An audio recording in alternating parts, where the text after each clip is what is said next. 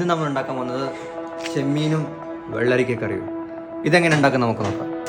ആദ്യം തന്നെ നമ്മൾ ചെമ്മീൻ നല്ല വൃത്തിയായിട്ട് കഴുകുക. നല്ലോണം കഴുകിയിട്ട് അടുപ്പത്തിൽ ചീൻചട്ടി വെച്ചിട്ട് അതിലേക്ക് വെള്ളരിക്ക, തക്കാളി, പച്ചമുളകൊക്കെ ആഡ് ചെയ്യുക. എന്നിട്ട് മഞ്ഞൾപ്പൊടി, മുളക് പൊടി, ഉപ്പിട്ട് വെള്ളം ആഡ് ചെയ്തിട്ട് ക്ലോസ് ചെയ്ത് വെക്കുക കുറച്ച് നേരം. അത് കഴിഞ്ഞ് നമ്മൾ ചെമ്മീനൊന്ന് ജസ്റ്റ് ചൂടാക്കുക.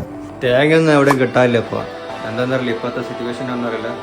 ഞാൻ കുറേ സ്ഥലത്ത് തേങ്ങയൊക്കെ തപ്പിയിടുന്നു. ആകെ ഒരു സ്ഥലത്ത് നിന്ന് ഒരു തേങ്ങ കിട്ടി. ഇപ്പോൾ തേങ്ങയ്ക്ക് ക്ഷാമമായതുകൊണ്ട് എന്നാലും നമ്മളിപ്പോൾ തേങ്ങാക്കറിയാണ് വെക്കുന്നത്.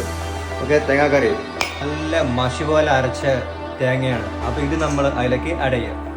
നമ്മൾ ഈ കറിയിലേക്ക് ഈ തേങ്ങാപ്പാലും കൂടെ ആഡ് ചെയ്തിട്ട് ജസ്റ്റ് അവസാനം വറവിട്ട കറി റെഡി. നാടൻ ചെമ്മീനും വെള്ളരിക്ക കറിയും. അപ്പോൾ ട്രൈ ചെയ്ത് നോക്കുക, അടിപൊളിയാണ്. ഇപ്പം നമ്മൾ മലബാർ സ്റ്റൈല്, കോഴിക്കോട് സ്റ്റൈലൊക്കെ നമ്മൾ ഉണ്ടാക്കുന്ന കറിയാണ്. അപ്പം നിങ്ങൾ ട്രൈ ചെയ്ത് നോക്കിട്ടാ.